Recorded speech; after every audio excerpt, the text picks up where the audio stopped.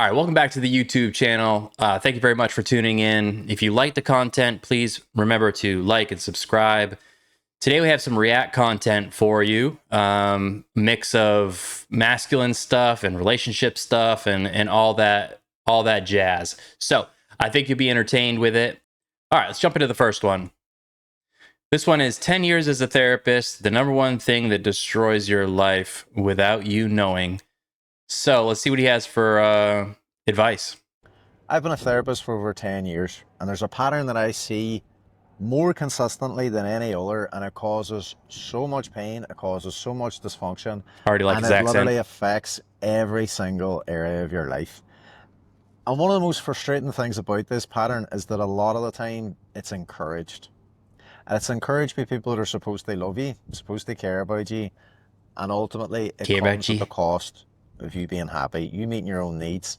And it's a terrible, terrible pattern. And a lot of people struggle with it. This is something I see the most consistently in therapy, whether it's for relationships. So before he gets into it, one thing that as a man, I already value his opinion more than I typically would another therapist because he's masculine. Like if you look at him, he's got a beard, he works out, he's definitely gone to the gym, he's got tattoos, all that stuff.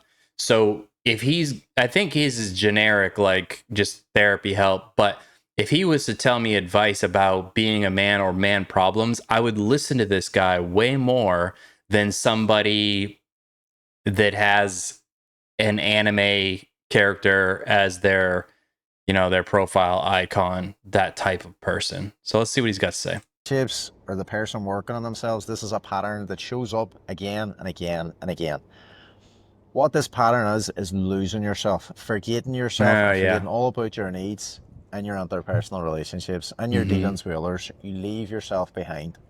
Another way of saying this is that you're caught completely in a self-abandoning, people-pleasing cycle. Oh, I think that happens to a lot of men just in general when they get into a relationship because there are people pleasers. I'm a people pleaser, and over the years it's definitely something I've had to like temper down some, but I'm pretty sure most men when they get into a relationship with a female, part of like that protecting, providing instinct is to make them happy or try to make them happy. And I think everybody should to do that to a certain degree, but what ends up happening is when you put their happiness as your number one priority, like he's saying, you lose track of yourself.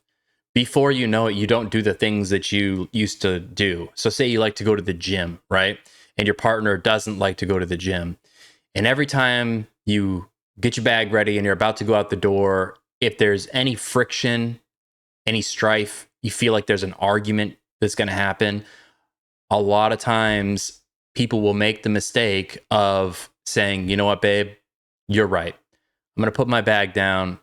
What do you want to do? You want to watch some movies tonight? You want to, do whatever? And that makes them happy temporarily. But in the long run, it makes you not happy because you used to go to the gym. The gym used to make you happy.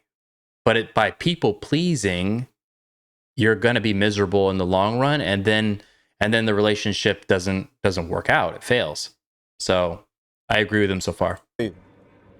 this is a really difficult pattern to break for a number of reasons. You might know that you're a people pleaser. You might know that you need to make certain changes, but from a nervous system level, this has been conditioned on from an early age. You may have grew up in a chaotic environment. It may not have been safe for you to move more into assertive ways of coping, to communicate, to be able to stand up for yourself. It just might not have been safe.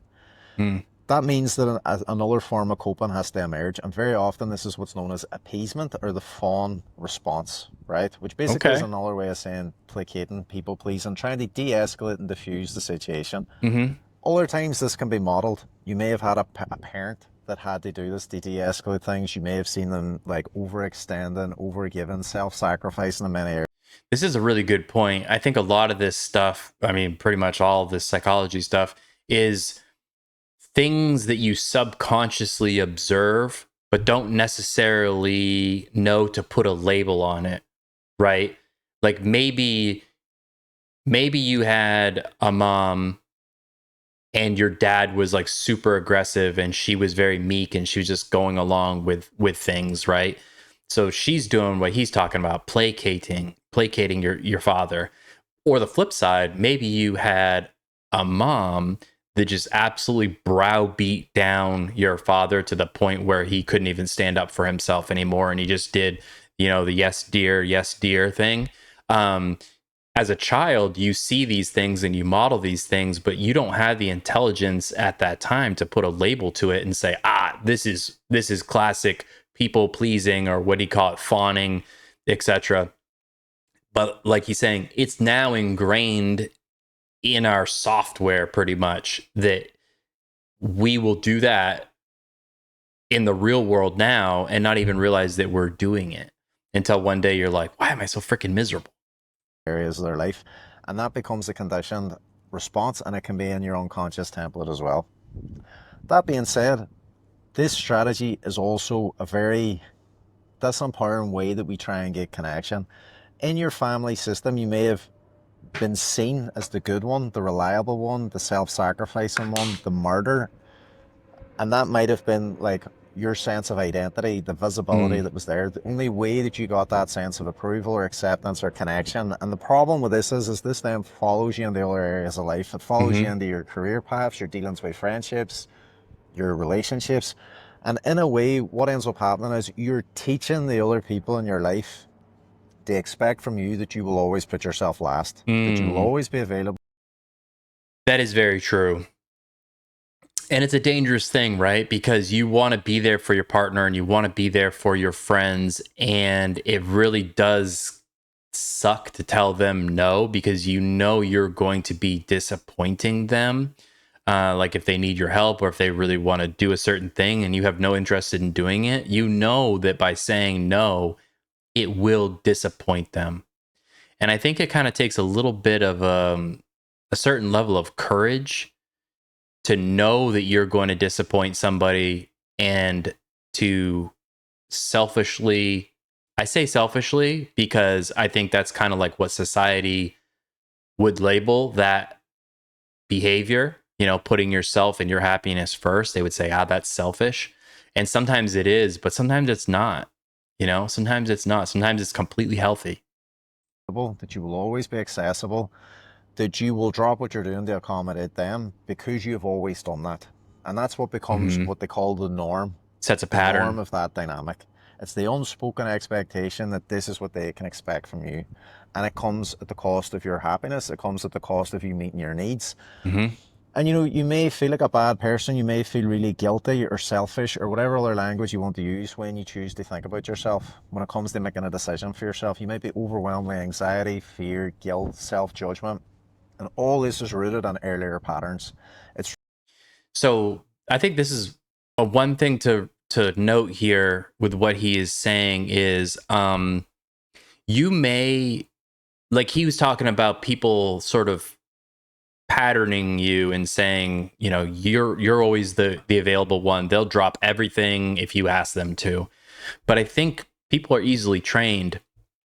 And all it really takes is once or twice of you saying like, no, this is my boundary. Like, hey, I'll help you out Saturday, but Fridays are my day. They're my night. I always go to the gym, so don't ask me for help on a Friday.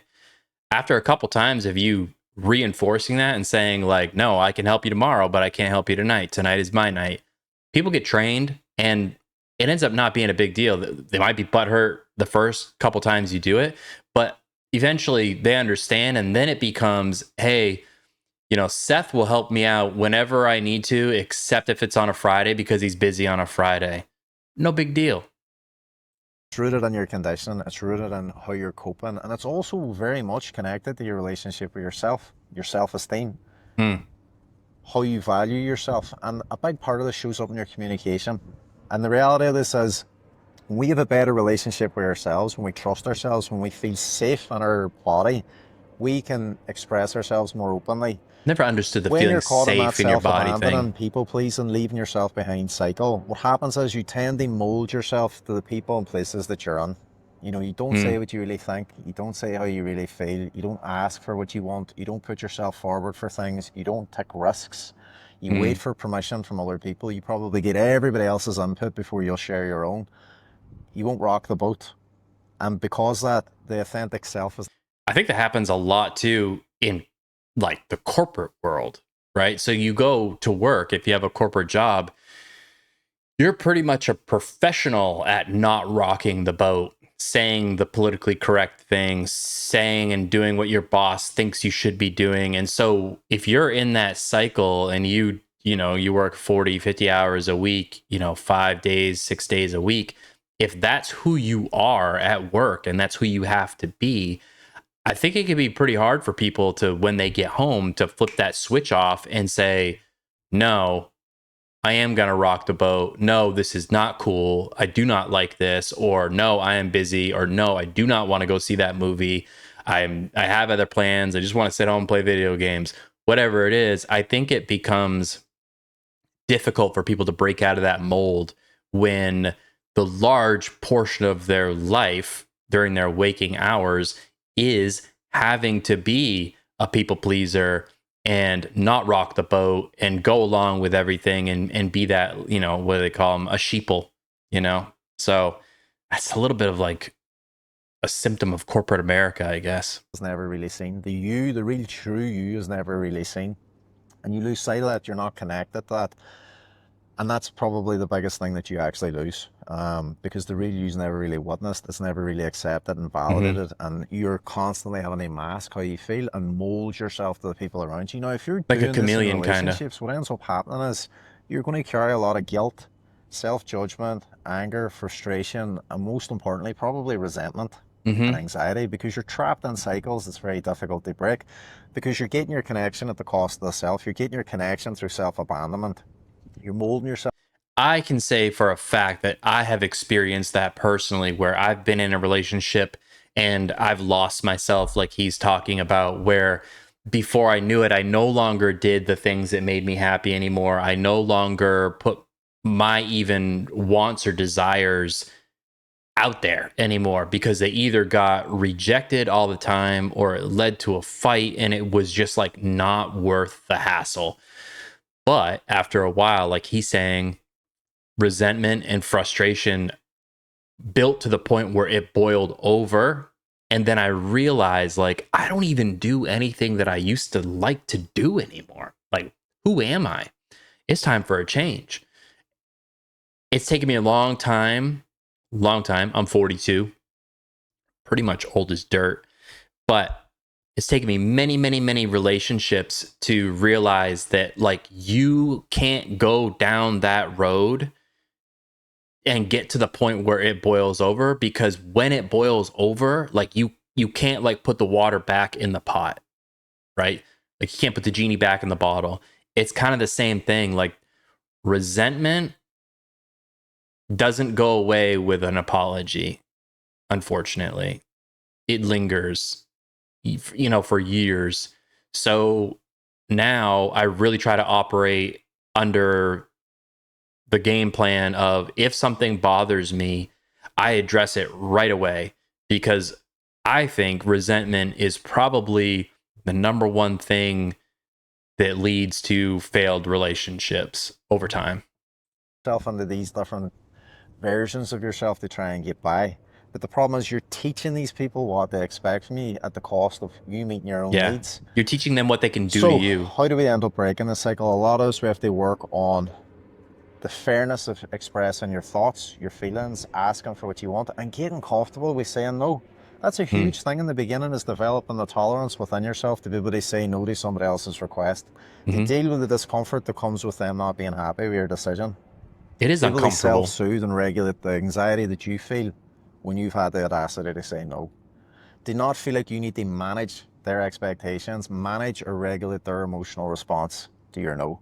Because True. one It's not thing your that I can problem. tell you that's guaranteed, and I've seen this over and over and over again, personally, professionally, with hundreds of clients, when you begin to make a change in any kind of dynamic, whether it's in a relationship, a friendship, a family I think I know situation, what he's there going to will be say. pushback. Yeah. You have changed the norm in that dance, because now you're thinking about your. Great point. And I think that's kind of what I was saying earlier, where it's like, you're training people that you will accept a certain amount of shit, or that you will do a certain amount of things. And when you first say no, there's some friction. It's like, whoa. But eventually you train people that's who you are and these are your boundaries. But a lot of times there's going to be pushback in the beginning where people are going to say, like, literally, like, you've changed, right? That doesn't mean it's a bad change, though. It might be bad for them because they're no longer getting all of the support and all of the things from you that they used to get, and that might bother them. But when it all boils down, it is your life, and it is absolutely up to you how you want to live it and who you want to be. So if you were this person last month, but you want to change and become a better person in your eyes, then that's what you need to do. And everybody else that has issues with it, get fucked. Yourself. Now you're thinking about your needs. Before, the person that was caught in the self-abandonment people-pleasing cycle, you were only thinking about the other person's needs, the context of what was going on, and you excluded how you felt. Mm. And now that you're coming back into wholeness and more integration, you're thinking about all these things. You're going to start to communicate and put yourself first. Not everybody's going to like that. People are Yeah. going to push back because now they aren't able to meet their needs in the same way at your expense. That might, what's the word I'm looking for? Interrupt or inconvenience certain things in their life. They might make you feel bad Inconvenience. about it. They might guilt trip you. They might get Perfect. angry. They might shut Inconvenience. down, shut you out. They might push you out of certain scenarios. And they might end the relationship altogether. They might humiliate, laugh, shame, embarrass you, whatever it is. But that is Whatever. part of the evolution of this relationship going through a shift. Because if the relationship's not safe enough to hold the whole of you, this authentic self that's coming forward, that's rooted in respect, rooted in trust and safety, then the Mm-hmm. relationship has to shift. Mm-hmm. And there's grief Mm-hmm. that comes with that. But you have to move through the eye of the storm with this change. You can't fall back after you've Yeah. started to create these changes, because then they have no incentive to change. We want mutually respectful relationships. We want reciprocity in our relationships. That goes for friendships as 100%. well. You may have a pattern where you look at your friendships and be like, this only works because I give up everything that I need in order to maintain Yeah. it. I'm always available. I always hold space for them. I'm there when they need me, but they don't show up for me in the same way. And then once you start, Yeah, man. I've had some friendships like that before, and I've had some relationships like that before. And once that veil gets lifted and you see how one-sided that relationship was, whether it's, a romantic relationship or a platonic relationship, once you come to the realization, like, holy crap, like, I'm doing everything in this relationship and you're not getting anything back, you can't unsee it. You know what I mean? You can't unsee it. Once you come to that realization, it's pretty much like things either change or you're moving on. And that can be difficult, and it can be a little lonely too, because even if you cut a friend out of your life, or you break up with, a boyfriend or a girlfriend, on the other side of that decision, there's definitely some loneliness. There's some lonely times. But you'll find people down the road that actually align with you better. You'll have more experience pointing out those bullshit relationships, and the hope is that you won't fall into another one, after you've sort of like learned your lesson. working on yourself, you're in therapy, you're unpacking your conditioning, you're starting to work through the guilt, the shame, all the fucking old trauma, all the old conditioning. Mm, And now you're showing up as yourself and you're expressing yourself. Not everybody's going to like it, and it might shock and surprise you who pushes back. It might be your closest friends that let you go. It hmm could be family members. It might even be your partner, You can outgrow them, because the essentially. foundation that was there, that was built on self-abandonment or people-pleasing, that erodes. And what's left then is the truth. Like, can this person Mm, really be there for you? Can they accept the whole you? Are they prepared to work with you? And if they're not, because it no longer suits them, yep. not every loss is a loss, as hard as that is. You will still That's a grieve really it, good point. but you will have transparency around how that person really thinks and feels about you. Hmm. Same with the friendships. If the friendship can only function when you're self-abandoning and self-sacrificing and overextending just to make it work, it's not really a friendship that's rooted in mutual respect and reciprocity. And the same Yeah, that's not like, it's not really a friendship, right? it's so one-sided that I don't even know if you could call it a friendship, but it's masquerading as a friendship or a relationship. But in reality, you're just being used either for your resources or your time, your effort. In my mind, a relationship, whether it's a friend or a romantic relationship, it has to be 50-50. Like, it has to be 50-50 in terms of effort putting in. Like, if somebody needs help moving out of their apartment, I will without a doubt go and do it. But when it comes time for me to move out of my apartment, I expect you to try as hard as I tried to make it work, to come and help me out. If not, if you're just like for instance, I had this one friend and I thought, I thought we were cool. I thought we were good friends. And I remember he was doing some like upgrades to his truck. I think he's putting like a new suspension into it or something like that. And it was summertime and it was freaking hot. It was so hot. Like, just, I live in the up north, but it was hot for us. It was hot, okay. And I remember he didn't even ask me. He just said, "Hey, I'm doing the truck upgrade on Saturday or whatever." And I was like, "Cool, what time?" And he told me. And then I just showed up. I just showed up to help him. And for 8 hours, we sat there in the heat and put his new suspension into his truck. No big deal, right? Well, few months later, I was doing an upgrade to my truck, and I think I was putting in like a skid plate or something on the bottom of it. And I needed some help, and it was a two-person job kind of. And so I asked him, I said, "Hey, like this Saturday, can you come help me put in this part on the truck?" And he was like, "Yeah, yeah, sure." And then Saturday rolled around and I was like, "Hey, what time can you come help me?" And he didn't message me back. And then later, when he finally responded to me, his reason that he could not come and help me was because it was his night to cook dinner. He screwed me because it was his night to cook dinner for his girlfriend. That's it. His girlfriend. Not like a family, kids, whatever. Literally his girlfriend, who is more than capable of cooking food on her own. So right then I was like, "Oh, okay, this is not really a friendship. This is like that one-sided thing that this guy's talking about." And after I realized that, the friendship kind of fell apart because I stopped doing things because I was like, "Nah, fuck off." If you literally can't say, "Honey, heat up some leftovers. I need to go help my friend who helped me for 8 hours the other month in the heat." You know what I mean? Like, it's that type of thing. So he didn't put any effort into coming and helping me. So I stopped, and then the friendship soon dissolved. Same goes for our relationships.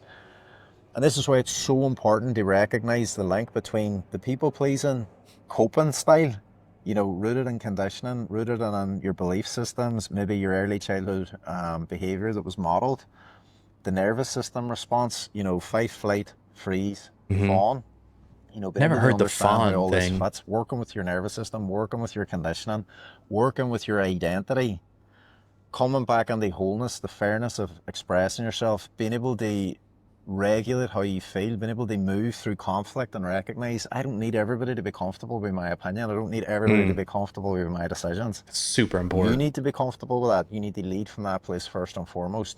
And when you can get to that place, everything can begin to change. And what's underpinning this that I see so much working with clients is the relationship with the self. Hmm. It's working through the old trauma, working through all the old events that created this coping in the first place. Because what helped us survive in childhood, maybe even through adolescence, may not be what's needed now in this season of your Yep. life. And once 100%. that's let go of, once that begins to change, you will have powerful, drastic shifts in your life. Your relationship to yourself will improve, and everything then from that will feel more authentic. The real you will be accepted, and that is what you're really striving towards going Yeah. forward. And that's 100%. how we break this cycle. So one of the things that I was looking for was a video that hopefully help people, you know, like you can come away from watching that video and having a better perspective on things. And I think as men, sometimes it's not that we don't feel emotions. We feel emotions, you know. I just think that sometimes the emotions that we feel are not on our, they're not at the top of our priority list. It's like, this needs to get done and I feel sad today. Well, this still needs to get done. So it doesn't really matter if I feel sad today. And so this gets pushed to the bottom of the list. And then what ends up happening, since there's always stuff that needs to get done, those emotions just get shuffled to the bottom of the list, shuffled to the bottom of the list until finally they explode, you know? And I think that if, like this guy was saying, if we prioritize ourselves a little bit more, I think we'll be in tune with our emotions a little bit more. And hopefully we just become happier people, happier and healthier. That's always the goal. All right, so let's get into this clip. This one is from a podcast, the Caller Daddy podcast, but I saw a clip of this and I had to go find it inside this rambling podcast that she has. So let's go ahead and react to it and see. I'll watch it for the first time fully. I'll give you my thoughts on it. I don't even know. Like I can already feel my blood pressure rising, mostly because the podcast episode is called How to Leave a Bitch Boy. I'm already like, what the fuck? All right, here we go. Okay. My boyfriend has a very big issue with my past. He found my list of people I have been with and he was pissed. Okay. Does anybody else think that it's odd? And of course, I don't know the age of the person writing in and asking her this question. But what? It's so weird to me that like this person has a physical list of the people that they've slept with. I have a problem with that because either you've slept with so many people that you feel like you would forget and would not be able to just like mentally run through the list, or it's sort of like a symbolic trophy of some sorts where you can kind of like pull out your list and be like, ah, yes, I remember that time with Johnny. Good times, right? Like you're with somebody, like I guess I have more of an issue with it being a physical list. Like, why?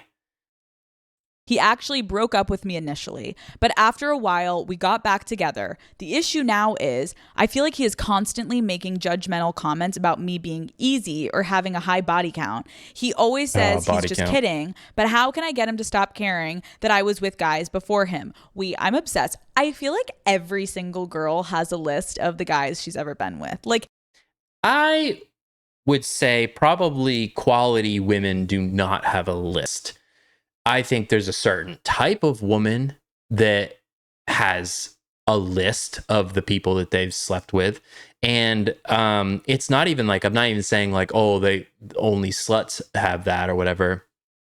No, I think it's just a certain type of unhealthy, immature woman that would have that. And it could be a young thing, you know what I mean? Like maybe when you're 25, this is a thing. But when you hit my age and you're in your 40s, it's like, what the fuck? For one thing, every person you've slept with, if you're with me, every person you've slept with was a failed relationship. If you wanted a relationship, if it was a one night stand or whatever, that's a different thing. But like, why would you want to hold on to the memories of all your failures? Okay. Well, that kind of tells me if they weren't failures, you have a lot of hookups. and if you have a lot of hookups, that does say something about you as a person. Like it says something about your character to a certain degree. Not, nothing crazy. It's just sort of like, oh, okay, like, oh, interesting. It's a point of note, I guess. So let's see what she has to say. I'm sure it's very insightful. How fun. I just think it's so fun. Like, I think Fun. I have mine So written in a fun. book somewhere. And then I also think I have one in my notes app. It's fun. It's a fun little conversation starter when you're with your girls and you're like, wait, what? It's fun. It's life. Okay. That is not fun. It shouldn't be fun. That is the lowest level of fun. Hey, girlies. Yeah, let's compare. Let's sit around and compare all of the guys we've fucked. And then we can get into the details too. Let's talk about like how big his dick was. Oh my God, so fun. Am I right? So I guess what I'm saying is like, this sounds very shallow to me. Like if you have a friend group, that's what you do for fun. Like let's all bust out our list of people that we've slept with. That's like your fucking, that's your idea of fun. It's sort of like, okay, that's really shallow. There's not much depth to you as a person if that's the type of fun that you like to do with your girlies. I remember the men that have been inside of me, and I have a husband, and that's okay. Like, I had a past. When I was with them, I didn't know my husband existed. Okay, my first note Yeah. to you is It's true. this sounds like a really insecure or possessive man. Okay. No. Anytime a man pushes back on anything, the first thing a female will say is that they are insecure or controlling, right? She used the word possessive, but it's like always the go-to. You're just insecure. You're controlling. It's like, no, I have preferences. I have standards as a human being, and I'm allowed to say, these are the things that I'm okay with, and these are the things that I'm not okay with.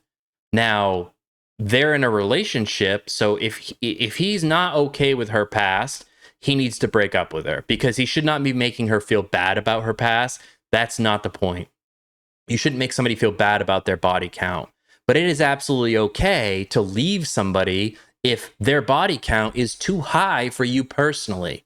There's nothing controlling about that. Like, what the fuck is she talking about controlling? He can't go back in time and control her not to sleep with those men. It already happened. There's nothing to control. So then the insecure part, maybe, like, it never makes a man feel good. It never makes a man feel secure when they listen to their person rattle off the 50 people that they've been with. It doesn't make you go, yeah, I feel like a winner right now. No, it doesn't make you feel that way, but it doesn't mean you're an insecure person. You're just a human being. You're just a human being with feelings. I don't have enough information to know, but overall, that's not the move. I think insecure men have a really hard time wrapping their head around that you were with someone else. And that's like really fucking crazy to me. Like, we've all lived, we've all had a good time. And if anything, no. What really bothers men is when you're in a relationship. Let's just say I'm in a relationship with this girl here. And let's say she has, I don't even freaking know, like a 30 plus body count, right?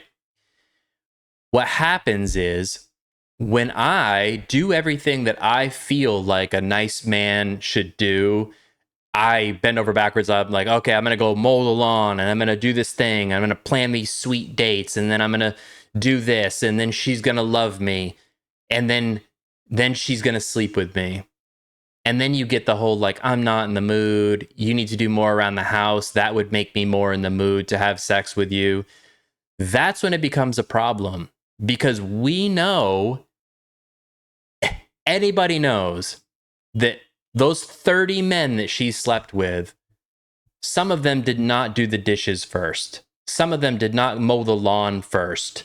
Some of them were a one night stand who put in zero effort and she banged them, and that was that.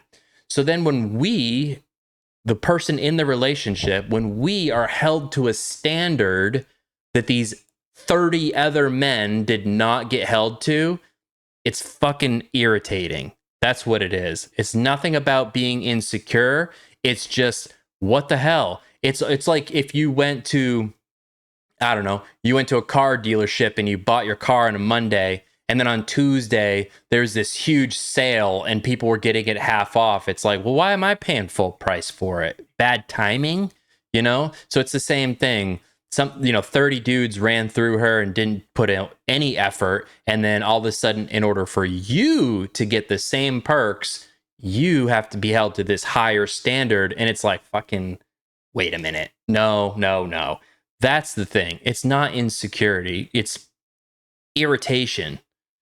And it's irritation because we know this is true. Like, this is a true thing, but we live in this fantasy world where it's like, oh, we know it's true, but we can't say it's true because that's like not politically correct. So it's empowering for them to go and do this. It's like, no, it's not empowering for a man to do it. It's not empowering for a woman to do it. It's destructive. It's destructive to have a high body count. That's just the way that it is. And I'm not even like some prude Christian or whatever. I'm just saying, like, you slept with 30 different people, it's gonna start losing its magic a little bit, right? You know? Anyways, let's hear her talk more about how this really comes down to the man being insecure and, you know, no accountability on the female side. Everyone we've been with prior to has helped us become the person we are today, right? Even the bad fucking shitty boyfriends or the bad hookups, they've let you know what you don't like, right? And so I think someone that's incapable of recognizing a past is a past for a reason, it's really immature. My other worry is the possessiveness. When you're saying he's making rude comments like you're easy, I feel like that's a really manipulative thing to be saying to you. I always go back to, no, it's because it bothers him that he has to jump through all of these hoops, and he knows Fernando didn't have to do anything, right? And the shitty thing is, we also know that females can get stuck on an ex from like decades ago and think about them still to this day. I did a video a little while ago reacting to some girl being in a relationship with somebody, and the guy asked her to marry him like 3 different times, and she said no because she was waiting for an ex-boyfriend from 13 years ago to come back to her, right? So we know that that's a thing. And so the more people they have slept with, the more there is a chance for them to be hung up on one of them. And that's a problem, right? If we're in a relationship and I want all of you and I want to give you all of me, I don't want you thinking about some other person from your past and comparing me to them. It's just not something I want to do, and it's not something any dude wants to do. That's taking somebody seriously, right? That's what it's about. It's not possessive. It's possessive would be if he's like, I don't want you to go anywhere and dress a certain way because men might look at you. No, he's clearly having issues with how many people she's slept with in the past. If he's making comments about it, it's because it bothers him under the skin, and he really just needs to leave her and move on, because that feeling is not going to go away. Because she can't unsleep with all those people. What my dad used to tell me if someone was bullying me when I was younger, like, I think your answer next time he says that, if you were just being catty, is like, what's your point? I was so easy. What's your point? Do you not want to be with me anymore? He's like, well, no, I'm just saying, like, I'm really fucking shocked. Like, how easy really you were. What's your point? He should just leave. What's your point? Are you trying to put me down right now? Or do you want me to get upset? Do you want me to defend myself? Like, you let me know what's your point? What do you want me to do? You want me to leave? You want me to call them?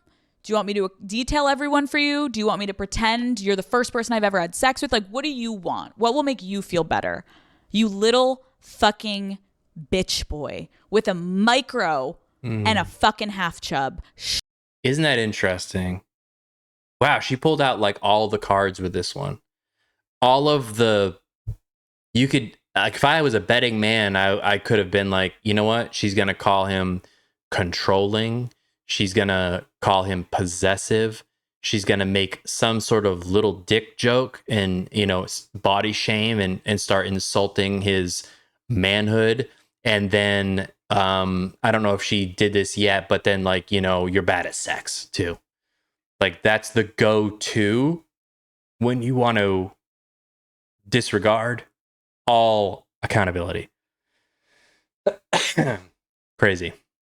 Shut the fuck up. Like, it's so weak, loser energy. I'm honestly, if anything, it's like, oh, I can't even imagine fucking you anymore, because it's like, you're so insecure. There it is. How many people have you had sex with? Rod? There it is. His name is, but he sounds like he's a Ben or a Rod. Like, how many people have you had sex with? Should we compare notes? Like, it's so immature. Anyways, my advice to you would be, I think if this man is not willing to let this go and he's willing to ruin your relationship because of your past, this is not the person that you need to be with. Why is there no accountability? Why is there no accountability when it comes to somebody's past? Your past is a past because it didn't work out. It's full of mistakes. So instead of flipping it around and being like, no, I'm perfect. I chose to sleep with all those people and I would do it again in a heartbeat. Instead, if you were like, yeah, there was a lot of mistakes in there.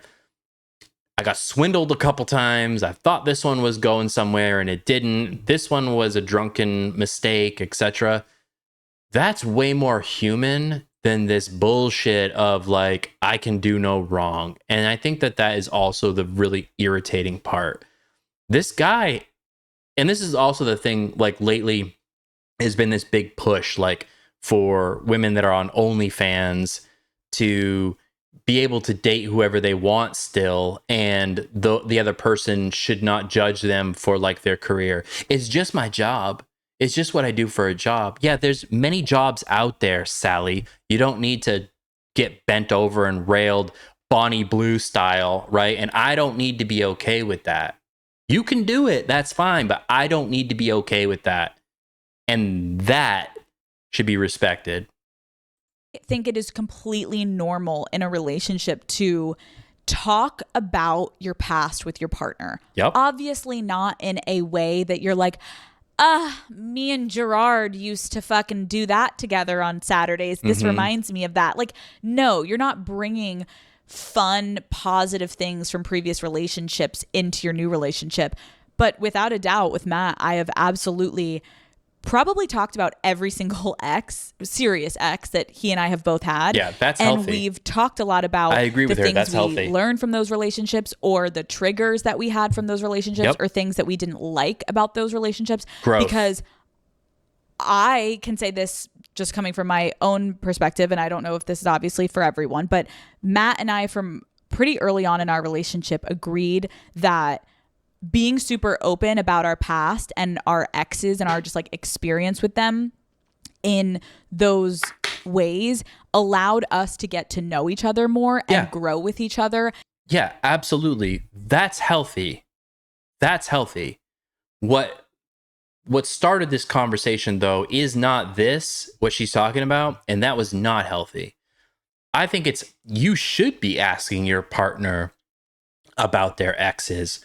What went wrong? What did they do? What did you do? What did you learn? What would you do differently? Because if not, they're not growing after every relationship. And it also kind of shows that they don't even really know who they are as a person. If you ask them, they've had like 6 serious relationships in their lifetime, and you're like, why did it go wrong? And they're like, I don't know. He was crazy. He had anger issues. It's like, no, he might have. Yes, that all might have been true. But what I'm really looking for is, what did you do and what would you change? Did you grow as a person after a relationship? I personally feel like men are forced to do it a little bit more than women are, because I think a female can pretty much go and get a relationship whenever they want. It might not be the best relationship, but they can basically be like, let me post something on Instagram and I will find somebody. Might not be their first choice, but they can find somebody. And I think it's a little bit more difficult for most men to do that. It's less common for us to just find the next one right away. So oftentimes we are left sitting there thinking about what we did wrong, what we're going to do differently the next time. Like, we have more time to think about that stuff and process it. And I think that that is a little bit of a different, we live a different life. We have a different experience when it comes to like post breakup. Post breakup, dudes hit the gym. Females sometimes hit the club and find another gym. You know what I mean? And be more aware of like, oh, I know this thing upsets Matt because this happened to him in a previous relationship, or he knows certain triggers of mine because of previous relationships. That I think is really healthy, to be aware of where we've come from and what has created us into the person we are in a relationship today. So what I do think you could do is have a conversation with him. Sorry, I had to like call him a little bitch boy 9 times, but if you were being healthy, you could say this to him. Hey, I have been thinking a lot about how you keep making these comments about my body count. And it's every single time been in a really degrading, derogatory manner. It's not coming from a place of, even if you're pretending to joke, it's very obvious. It doesn't feel good. And He's it not feels pretending, like there's obviously. It's like anger, honestly, underneath it, and truths. judgment. And I am not ashamed of my past. And I also am not hiding anything from my past. See, I think that that's like one thing that sometimes females get wrong is they come from this thing like, my past is my past and I will never be ashamed of it. There's shit in my past that I'm ashamed of. It is okay to be ashamed of your past, right? It is okay to admit mistakes. So you're not perfect. You know what I mean? So that's the thing that irritates me a little bit. It's like this perfection personified. Just because you're a female, like you get a free pass on fucking up. It's like, no, I've messed up plenty of times.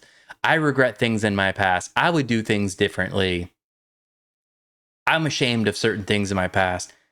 That's normal. That's normal human behavior. This about being like, nope, I'm not ashamed of my past. It's narcissistic. So I am more than open. If you want to sit down and ask me anything about my previous relationships, I am here. I want to be open with you. However, I refuse to feel like I should be ashamed of things I did or people I was with before I met you, because emphasis on it all happened before I met you. And I can't continue this relationship if you're going to hold something over my head Facts. that has nothing to do with you. That's fair. And That's if fair. he is like, I'm so fucking sorry, if I'm trying to get underneath why I was doing that, like maybe it's because I'm insecure, amazing first step. And then you say, but babe, I'm like literally here, like I will talk about things with you. I also don't want to like rub things in your face, nor that I would want to hear you rub it in my face of your previous relationships.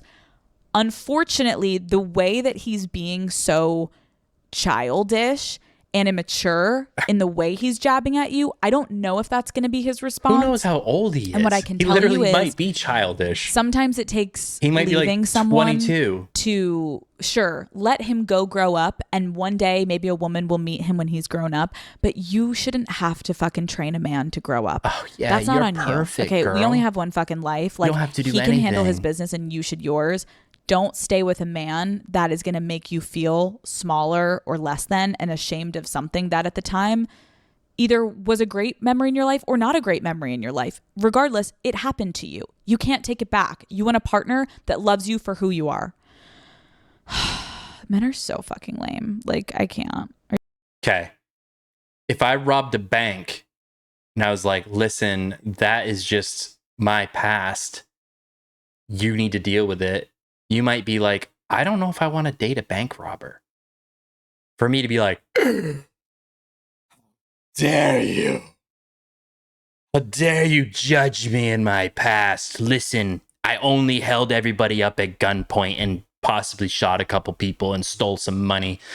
That has nothing to do with my character, though, and I will not be ashamed of it. It's like, fuck off. Like, seriously, it's so irritating. Just be a normal human being.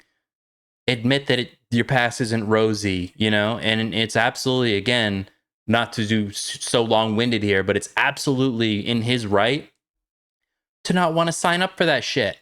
If he's like, "Low, I'm really looking for somebody that has like a less than 10 and you're like 50 plus," I don't think we're the same type of person. He can move on. That's completely fine. All right, so this next video is a relationship video. I think it's maybe more for people that have been in long-term relationships, just judging by the title of it. So maybe like people that are married or been in a relationship that's lasted several years. So let's check it out. So this one is called Good Men Will Be Shocked to Know This About Their Wives and Sex. All right, let's get into it. If marital sex is all about trust, connection, and respect from the woman's perspective, how is it that a married woman can cut off sex with her husband, the father of their children, and then enter into an affair with a married man? So my heart goes out to this Ouch. man, and that it's clear this is what he's experiencing. Okay.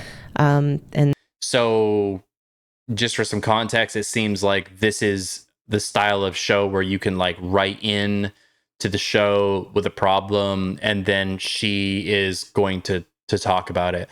I don't know a whole lot about her, but her channel is fairly successful. It's almost 200,000 subscribers. So I'm assuming she has some good advice for us. So let's see what she has to say. it's a very difficult situation to be in. So in answering the question, this is the story we tell the world, that for us as women, sex is about trust, connection, and respect. That's a story, and it's a lie that good men.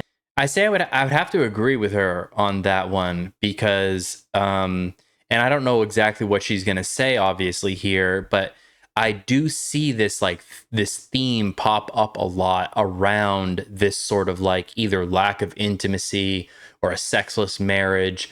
And typically the reason that the female says that it has happened is because she no longer feels emotionally safe or physically safe. There's no intimacy anymore. It usually is like framed around this whole thing about like safety and connection, and that somehow being broken along the way. And I think all of that stuff is good in a relationship, but that is not what turns somebody on, because if that were the case, females would never sleep with somebody on the first date. They would never go to the bar and take somebody home and have a one-night stand. If we're saying that in order for a female to have attraction towards a man, they need to know that man deeply and feel safe around them and secure around them and all that stuff in order for attraction and sex to happen, it's bullshit. Like, if you look at the evidence says that does not need to happen in order for attraction and sex to happen. Is it a bonus in a loving relationship? Yes, absolutely. But it's not a must. It's not a prerequisite for attraction and desire. Because, you know, Fernando at the beach club that you just met and went home and banged, it's like he could have been a murderer. You don't know.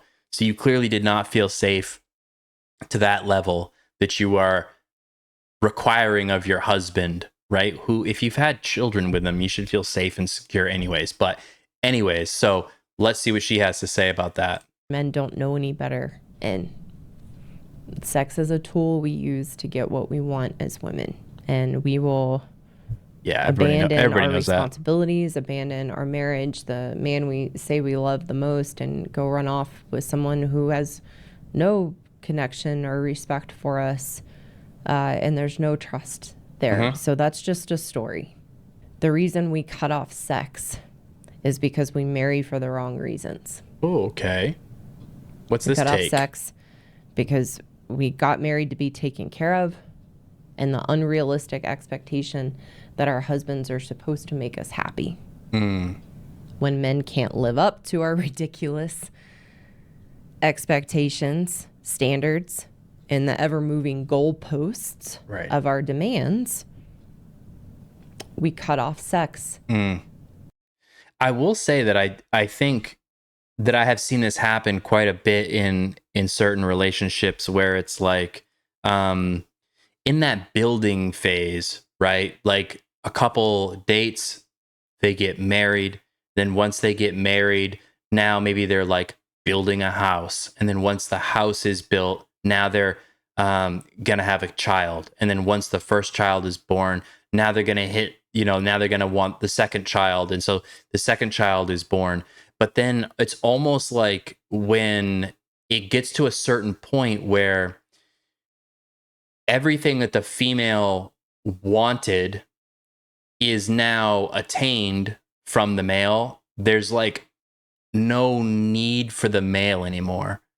It's like, I have, she has the house, she has the kids, it's like she's set now. And I'm not even really talking financially. It's just sort of like all the goals have been checked. And if you didn't marry the person for the right reasons, like she's saying, after all of those life goals have been checked off, you're left with the person. So it better have been for the right reason, or else you're going to be like, what else can you give me? I already have everything that I wanted or everything that I needed. And now you're no longer needed. And now we're going to get a divorce or we're going to break up. I see that kind of a lot. As a punishment and withholding from you because of the hurt we feel you are doing to us and our emotional delusion that we're so unhappy and thinking you're the cause of our unhappiness when you're not. This is your partner should example add to the how happiness. A good man can't understand a woman and but our this should not wiring be internally your in this, complete because happiness. You should a get it good elsewhere. man would never ever do this in his marriage to his wife, and would never have that level of cruelty and mean-spiritedness just randomly to his wife. I mean, there's some mean men out there. disbelief I won't go as for a far good as say man that. to grasp how selfish, cruel, and mean-spirited we can be as women. So all we focus on in the marriage is what we think you're doing wrong, that we believe is making us unhappy. So the trust, respect, and connection is gone. We killed it. I want to talk for a second about the ever moving goalposts and a woman's happiness relying on her partner. So both people, man and woman, in a relationship should already come into the relationship happy. Like, you should be able to be happy on your own, and they should be able to be happy on their own. But when you put the two together, you're even more happy because they add happiness to your life. But the key is they add happiness. They're not your sole form of happiness, right? That's point number one. Point number two, with the moving goalposts, I feel like a lot of time the moving goalposts focus around a woman's emotions, right? And what I mean by that is like, if she's stressed and she comes home and she's like, I feel stressed. Why do I feel stressed? It must be because the dirty dishes. It must be because of the laundry. But if you find that you do the dishes and you do the laundry and that stress is still there, it's just going to go to the next thing. Like, those add to the stress for sure, but the underlying emotion is the thing that needs to be addressed. Why are you stressed? Why are you sad? Why are you angry? Don't set all these goals up as like outlets. No, you need to look inward and regulate it. Self-regulate, fix the problem. And as a good partner, they should be doing all the things too, right? So I'm not saying, because I know I'm going to get like a bunch of people in the comments, listen, you should help out around the house. But I'll give you a little example. So I had a relationship where I pretty much could never do enough. Okay. I did the dishes probably 5 nights, 6 nights out of the week because she hated doing the dishes. I cooked dinner probably 5, 6 nights out of the week. On the weekends, I cooked breakfast, but she didn't really eat breakfast, so it was mostly like, for her daughter. I did my own laundry because I didn't want that to be a point of contention. I shoveled and did all the man stuff outside, etc. And it got to the point where no matter how much I did, it was never enough. And she would always say that she wanted me to do more and she wanted me to take care of her. And when I said, I need you to give me specific examples here, like, what are you talking about? What do I need to do more about? What can I do? She didn't have any. She didn't have any examples. It was just a feeling. She felt like I should be helping her out more. And it's like, no, you feel stressed out because you work a stressful job and you have a toddler. But like, I can't fix that part. I can't go to your work and make your job easier. I can't wave a wand and have you not have a toddler anymore. No, that's just life. It got so bad that I was like, listen, I don't think you realize how much I do around here. So we're going to get a chore board, the thing that sticks on like the side of the fridge. And we're going to write out all of the weekly chores. And when we do one of the chores, we're going to write our initials. And at the end of the week, I want you to look and see how many chores you did and how many chores I did. Well, guess what? I did like all of them, except maybe she did a couple, took the trash out, took the trash to the dump, all that stuff, right? And so after a couple weeks of her seeing that she really wasn't doing anything and I was doing everything, she sort of stopped participating in that. She stopped like putting her name on the list and it just became something that I always filled out, But again, going back to what I was saying, it's like the emotion that she was feeling needed an outlet and I became the punching bag for that emotion. There was no logic or reasoning behind it. It was just, I'm stressed, I'm going to take it out on you. I'm sad, I'm going to take it out on you. And no matter, and I realize this, but like, no matter how hard you try or how much you do, you cannot please those people. It's impossible because they're unhappy. They're unhappy deep down, like as a person, and you can't fix that. Can't fix that. Brutally murdered it with our woman ways and how we show up in our manipulative, emasculating, and gaslighting behaviors to make you feel that you are the problem.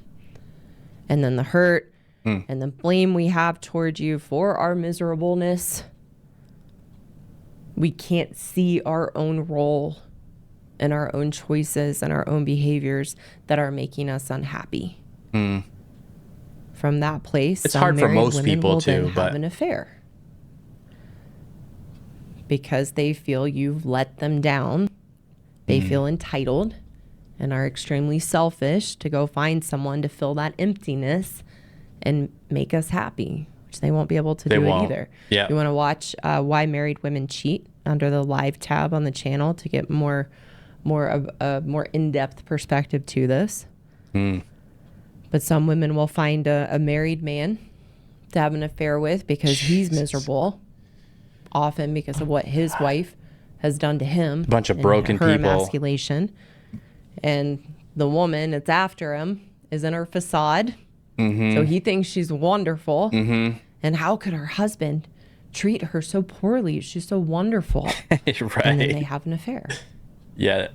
And then if they And get into a so many relationship, they're men, like, oh, that's why. And even outside this context of what we're talking about in an affair, have fallen for their wives' stories of how awful her ex-boyfriends were. I think it's how called awful honeypotting. Her ex-husband was. I think it's technically called And don't even honeypotting. question it. It's a story. It's a story.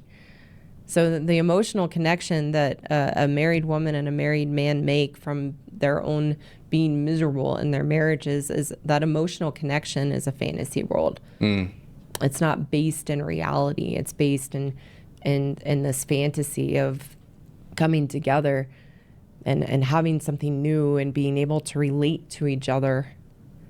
It's and important. How sad and lonely or unhappy they are in their marriages, and create a whole other false relationship that isn't going to have a strong foundation and won't work. I always think it's so funny when people cheat and that's how they got together. So like the woman cheats on the husband and the husband cheats on his wife, and now these two cheaters are now a couple and are somehow supposed to build trust, knowing what the other one is capable of.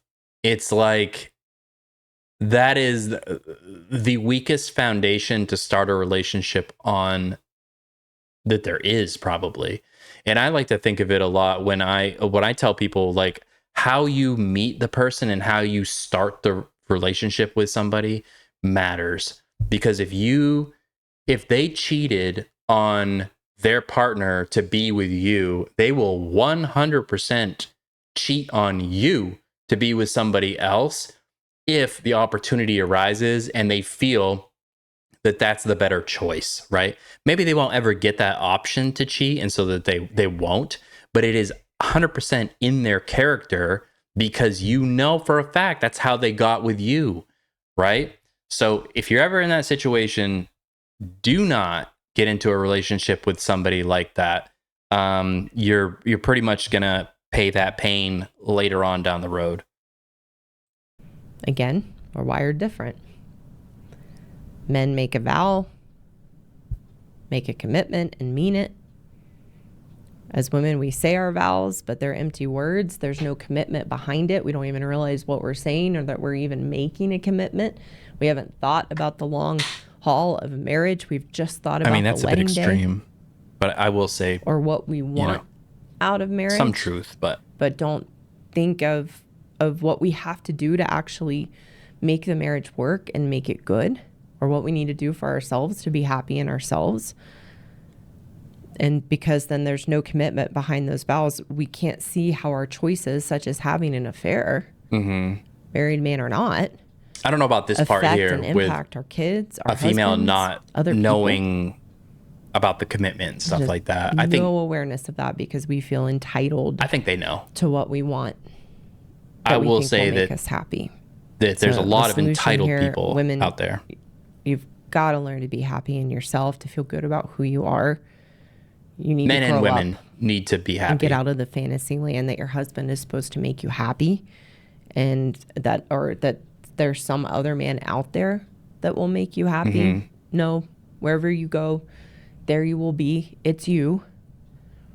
So working on yourself to build a relationship with yourself and to be happy. Hello again. Thank you so much.